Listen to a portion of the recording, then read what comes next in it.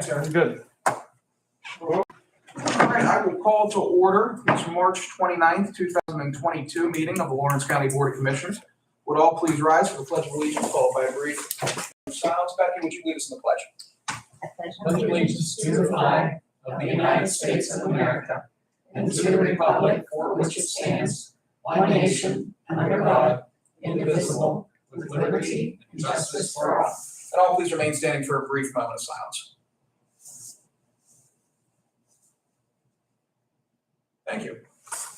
Vanessa, please call the roll. Commissioner Steelvogel? Here. Commissioner Vogler? Here. Commissioner Boyd? Here.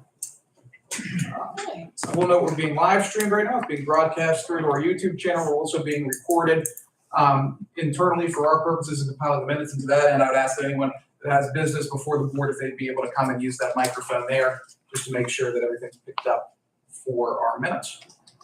Row officer reports and comments. I'm looking out at the audience today. I'm not seeing any row officers. Public comments. Any public comment today? Seeing none. Fiscal and contractual. We have no repository bids today. We have no advertising or bids or proposals. We have no receipts of bids or proposals. We do have a pretty decent amount of warrant registers for March 14th, 17th, 23rd, and 24th. So I'll give my colleagues probably more than a minute to look those over. Then I will take a motion to accept and file the warrant register.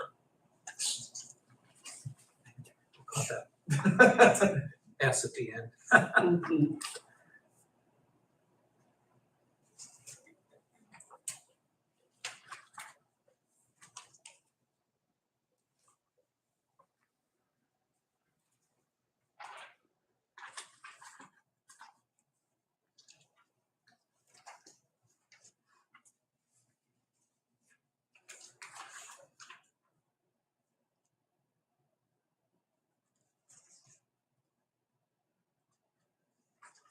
So moved.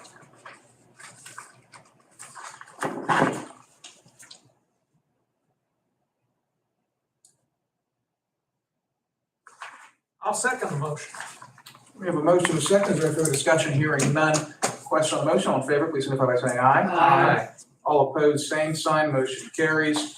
We also have approval of the minutes from Tuesday, March 8th and Tuesday, March 15th. I'll note that I was out of town last week and unable to attend. I understand Commissioner Vogler was out of town the week previously. I believe abstained on the minutes from that 8th meeting. And so what we'll do here, because I know you want to abstain on those, is whenever we go to motion on these, Yes. we'll take them separately. So that gives you the opportunity to abstain. Thank you.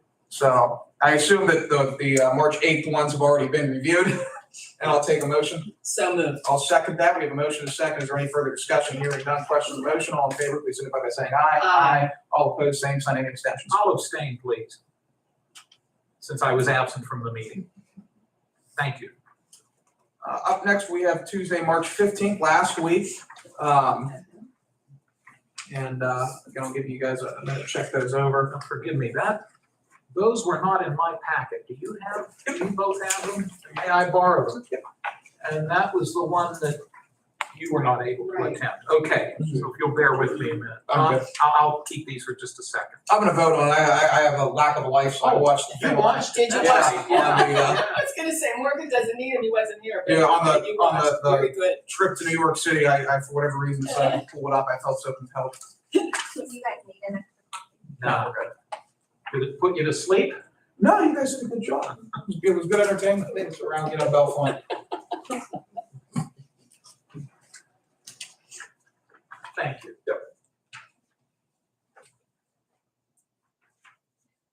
So moved. Second.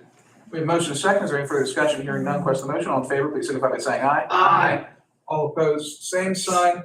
Motion carries. I do note we have one written communication today before us, which is from Rose Point Park Campground, a permit renewal for Act 14,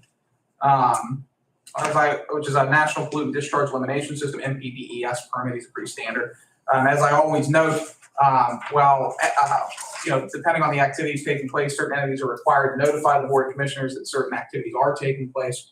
At the same time, we have no discretionary ability to approve or deny permits. They're just simply required to inform us when entities apply for things like a NPDES permit. Just keeps us in the know of what's going on in the county.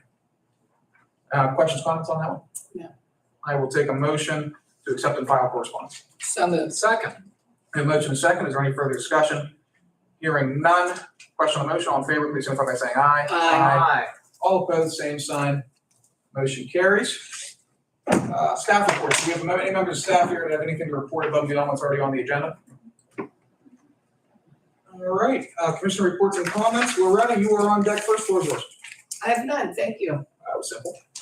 I have two things. First and foremost, I was at the Southwest Pennsylvania Commission meeting yesterday, and they just came out with Southwest Pennsylvania Commission, their Connected Equitable Broadband Access Report, which is actually a fascinating report. I've read the executive summary, and I've made it through about, I want to say a fourth of it so far, but I get drawn to the pictures just because that's my attention span. What's interesting specifically about this report is that previously this Board of Commissioners has been operating, in terms of our broadband policy, our broadband outreach, has been operating under reports created by the Northwest Commission from back in, I want to say 2015 and 2016. Since then, either access to data has improved just because broadband's become more and more of an issue, and federal definitions relating to what classifies as broadband have changed, specifically with the Infrastructure and Jobs Act. And so previously, we've been operating under the assumption that Lawrence County is generally in good shape as it comes to broadband. And in some cases, this is true. A lot of our residents do have access to what was previously classified as high-speed internet. Because of advances in technology, that definition has changed. And so, in other words, it's gotten faster and faster and faster, right? And so what this report actually tells us is that while most of our residents do have access to some type of internet, they do not have access to, in 2022, what is now classified as high-speed internet, the majority of them. What's interesting is, and from a development perspective, and I think Andy Wakel at SPC actually defined this very well yesterday, and that's that SPC and the region as a whole is starting to look at broadband and connectivity as a mode of transportation, right? And when you think about that, that actually makes sense, because instead of commuting in your vehicle, as I did yesterday to go down to Pittsburgh, you have individuals, you guys sometimes, whenever you guys jump on SPC meetings, Zoom. you can jump through Zoom. It's a mode of transportation. And so to that end, it's necessary and essential infrastructure. In this report, interestingly enough, the areas of Lawrence County that had the best connectivity were, of all places, Plain Grove, Washington, and part of Wilmington Township. And I found that to be absolutely fascinating. I think that's largely because of I-79. I'm assuming that a company came in and built off of I-79. I don't know that for a fact. It might go into that in this report. That's logical. The area that actually had the worst access to high-speed internet was actually the largest growth area in the county. It was Mohawk School District, in terms of access to very high-speed internet. I can confirm that. So Mahoning Township, Yes. North Beaver Township, Little Beaver Township, New Beaver Borough, Yes, and Bessemer Borough. yes, and Wampum and even Eden Valley, even though it's not part of Mohawk School Right. District. But to that end, it's crazy. My There's- hamsters are working overtime. That wheel. But to that end, there's right now through the American Rescue Plan or the bipartisan infrastructure bill, $60 billion in funding was allocated to broadband initiatives throughout the United States, with each state to receive a floor of $100 million.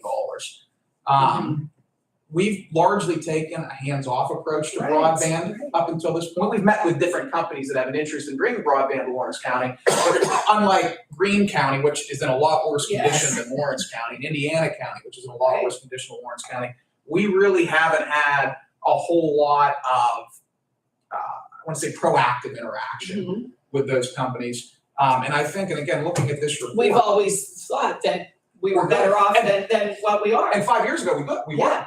Right. But the technology's changed, the funding streams have changed. But I think that moving forward, that as we look to the future, it might be time to sit down and actually take a real hard look at broadband deployment. I hate saying that, but it's up until this point, I've been very opposed to using our funding for broadband. Yeah, it is recording. You can get that. Oh, you can get that's that checked. But we might want to take a hard look as we look to the future at making investments or partnering with companies to look at broadband, as well as potentially meeting with our colleagues in Greene County who raised $36 million for broadband, as well as our partners. Loretta, I know you're friends with Commissioner Hess over in Indiana County. Right, yes. They've also been very successful at raising some money. So the report will be out on SBC's website if it's not already. I have copies of it if any member of the public. Andy, you probably have a copy of it too, because you were involved in the composition of this. They sent an email yesterday, I Yes. believe.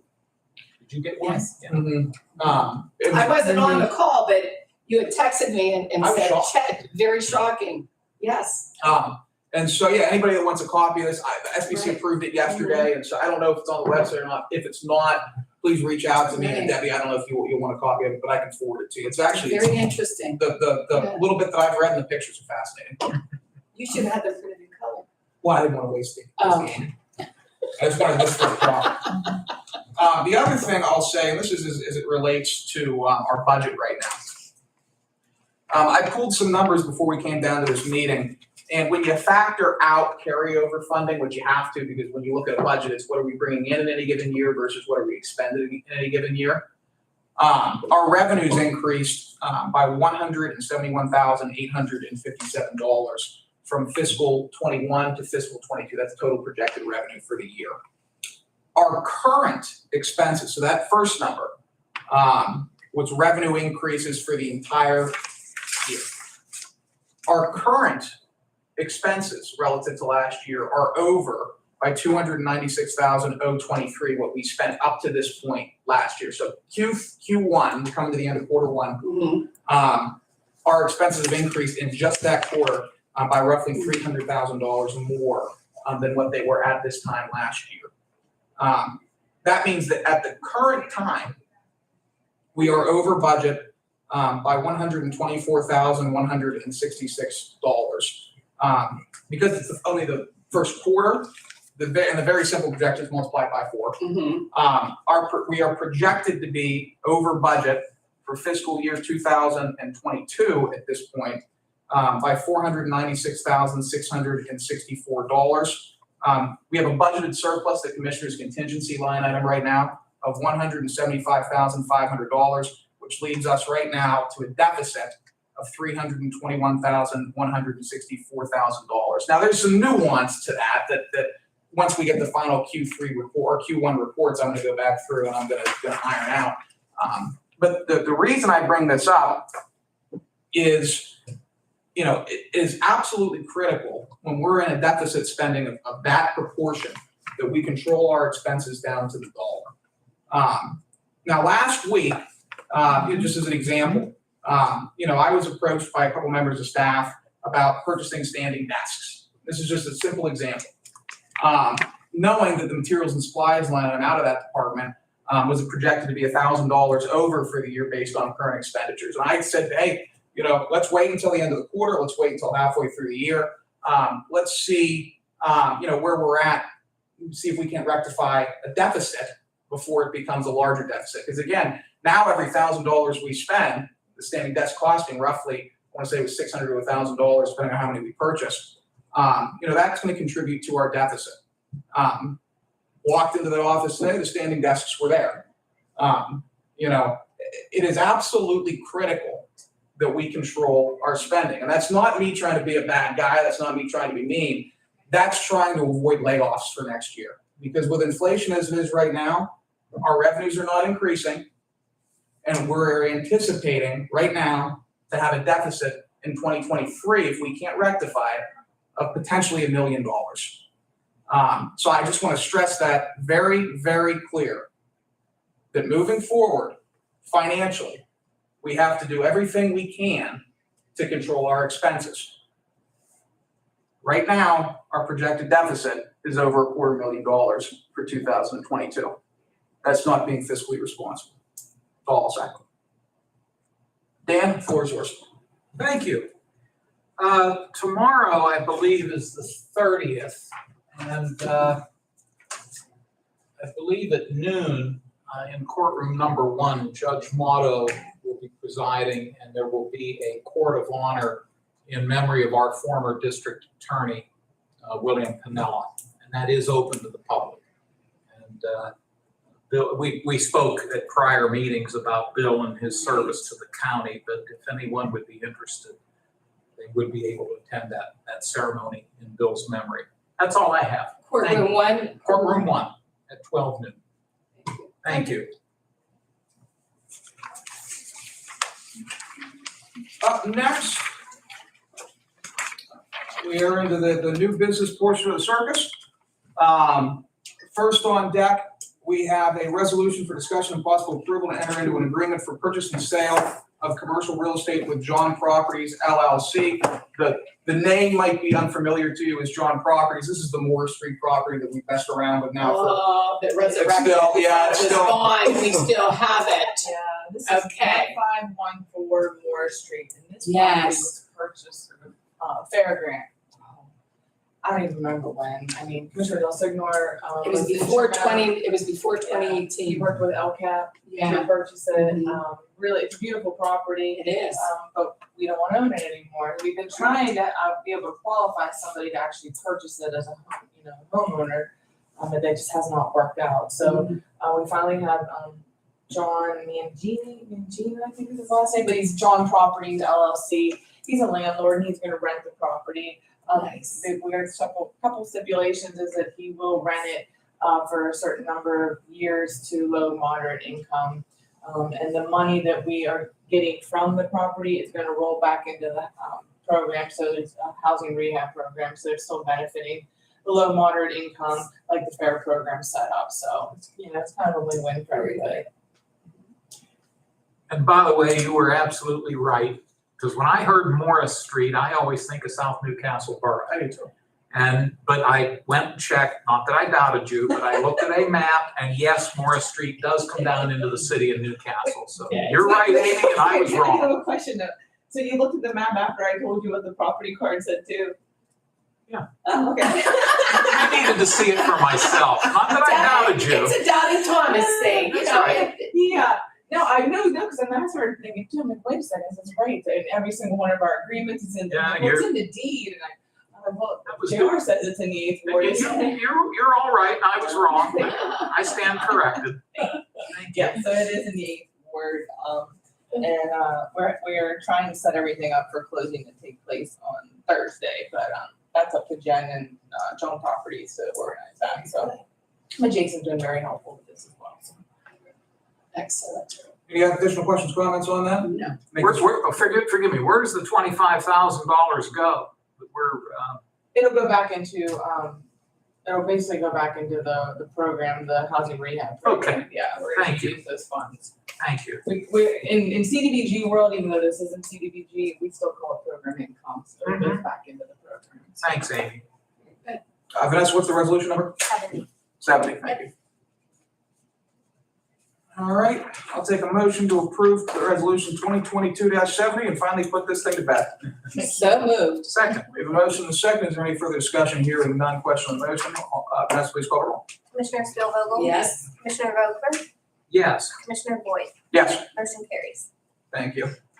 Up next, we'll have 71, resolution discussion and possible approval to enter into a grant with DCNR for Quaker Falls Phase 2. What do we have going on?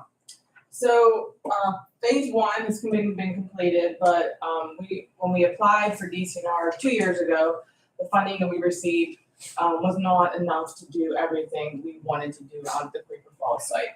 So we're asking to go back in and call this phase 2. Most of it is putting in a number of safety measures out there at the site. We took our grant regional advisor out there last Tuesday. She approved everything, liked everything, thinks everything looks great. We did get approval through the Bureau Advisor, Tom Ford, to do the letter of retroactivity, which I think I mentioned to all three of you.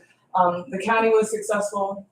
Joe helped us get P Corp grant for the fencing out, the part of the fencing that we're gonna try and put in there ASAP. We're working with PCOMP. See, I always get it wrong. We got PCOMP funding and we're working with Taylor Engineering on that, but all the money that we use for towards that, since we're doing it ASAP, is part of our match that they're allowing us to do that.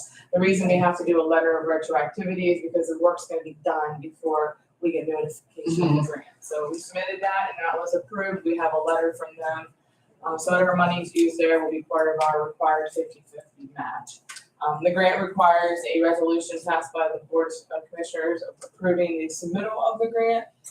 And then we will just need a letter stating that we will commit 50/50 match of our grant award. We're asking for $358,000, but that doesn't mean we'll get $358,000. So whatever our award is, we are responsible for 50/50 match. That will have to be budgeted over the next 2 budget years, so 2023 and 2024. And that can come from Marcellus Legacy, it could come from the additional P comp money we're eligible to get. And there's also different grant funds that we plan on submitting. Our goal ultimately is to be no county general fund dollars. It be all grant funds. That is our goal. But we do have to submit a letter stating that we will be responsible for that match. Questions, comments? No. I'm gonna vote no on this one. The reason being is that the match, as it stands, is $179,000. The P Corp will be coming up. We already received. comp is $30,000. So I'd be fine with this, just because that's what we know we have, is $30,000 from that grant stream, which then makes this a $60,000 project. And I do believe we can get that fence up. But right now, we don't officially have anything else.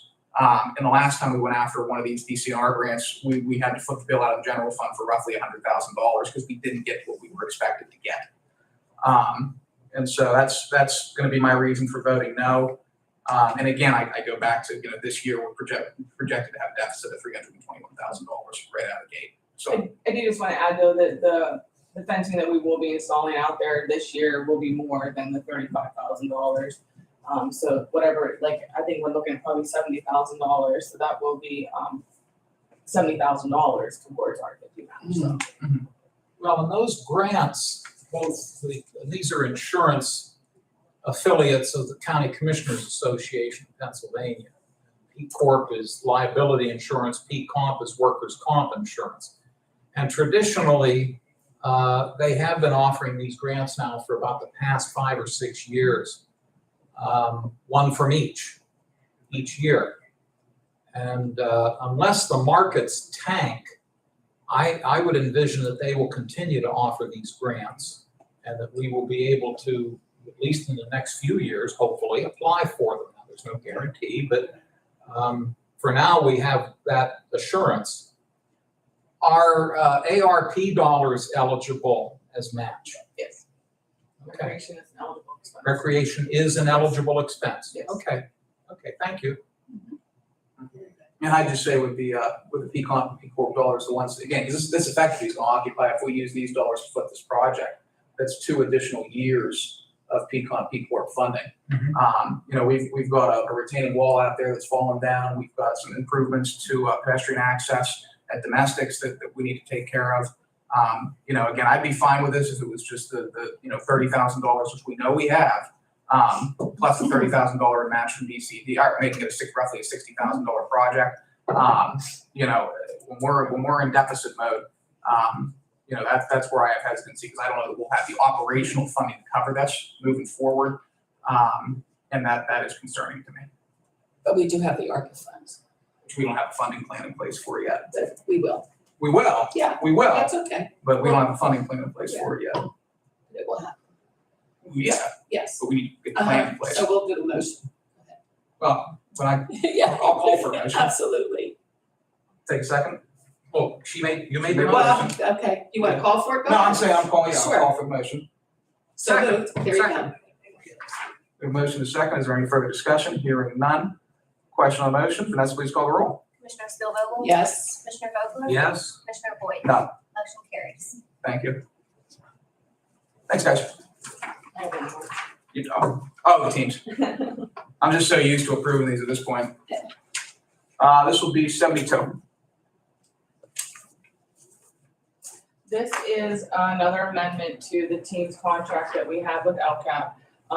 There's 2 reasons for the amendment. One is obviously the increase in cost of gas. Yes. But we're also adding Elwood City to the the program. So, we are increasing the rate from $16 to $22. And we're including Elwood City Borough due to our modification that was approved on March 29th. It'll be retroactive to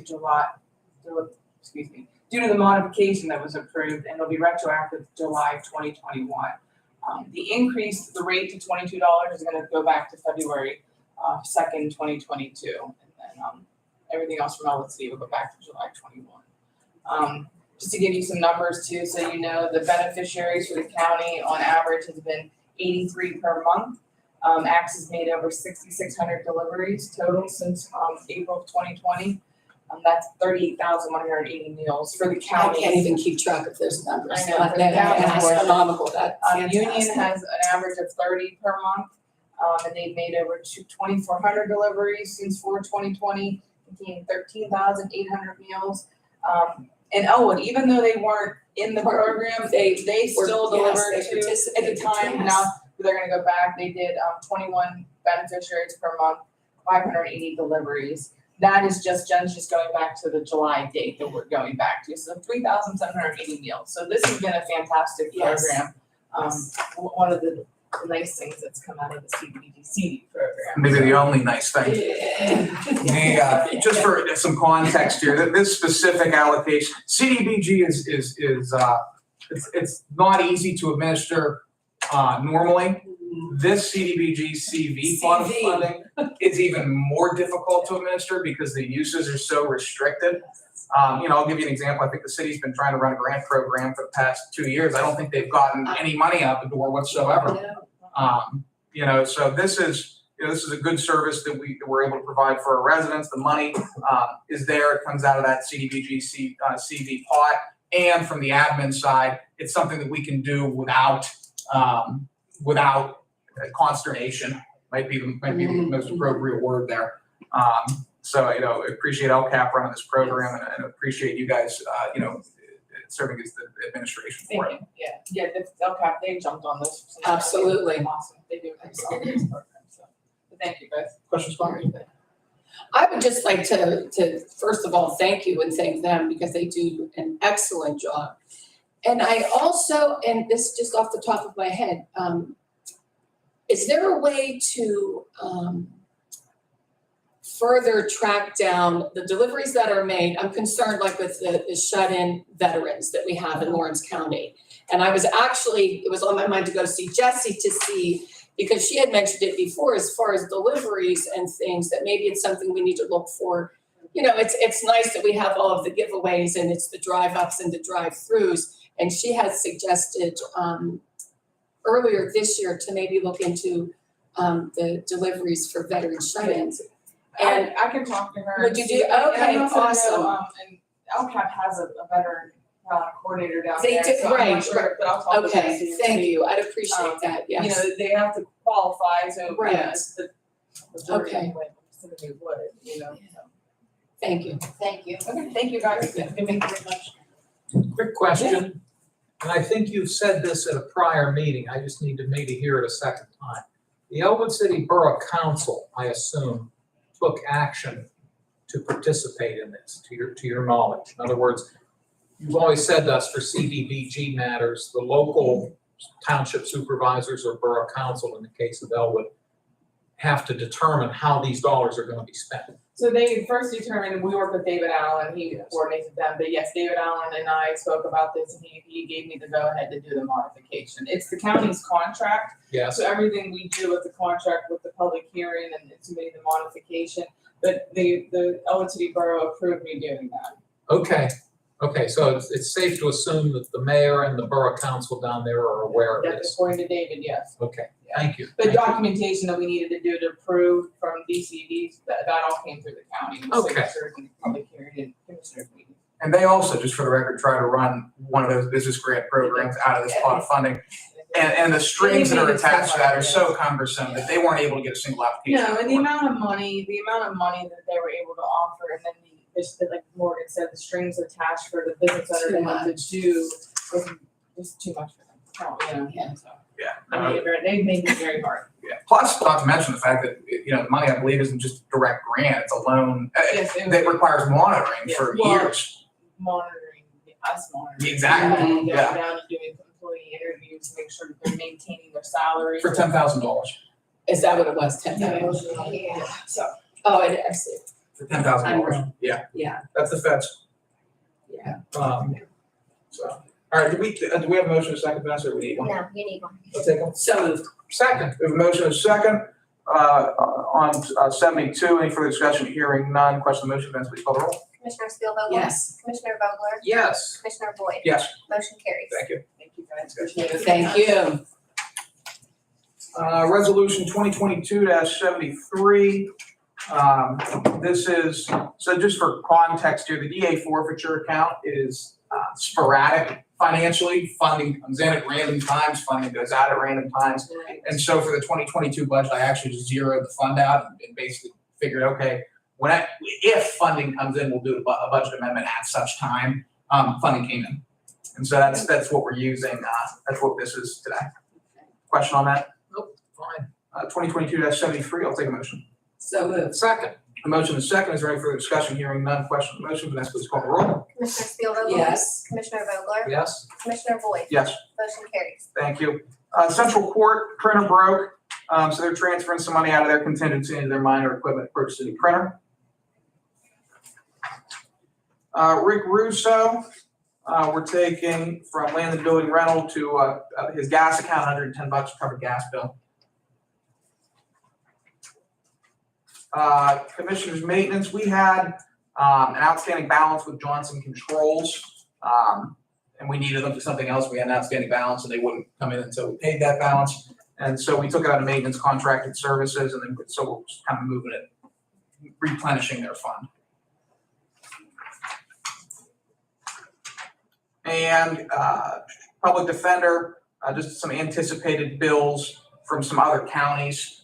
Whenever another county's defenders represents one of our people in their county, we generally get a small bill for those services. Traditionally hasn't been a large amount of money, but yeah, we're moving from Larry's contingency to attorney fees. Questions, comments on any of this? No, sir. I'll take a motion to approve administrative transfers 1 through 4. So moved. Second, Motion is second. Any further discussion? Hearing none, question on the motion. All in favor, please signify by saying aye. Aye. All opposed, same sign. Motion carries. No ordinances. Next regularly scheduled commissioner meeting is for 10 a.m. on Tuesday, April 5 in the commissioners' meeting room. Am I missing anything in terms of announcements? No. Easy week. Yeah. Any additional public comments? Seeing none. Anybody else have anything? No. All good? All right. I will adjourn. you're not leaving, are you? No, I just shut the camera off. Oh, I think Joe's gonna do it. Okay. And this will just take one quick second. Sure. I have your packet. Just a reminder that on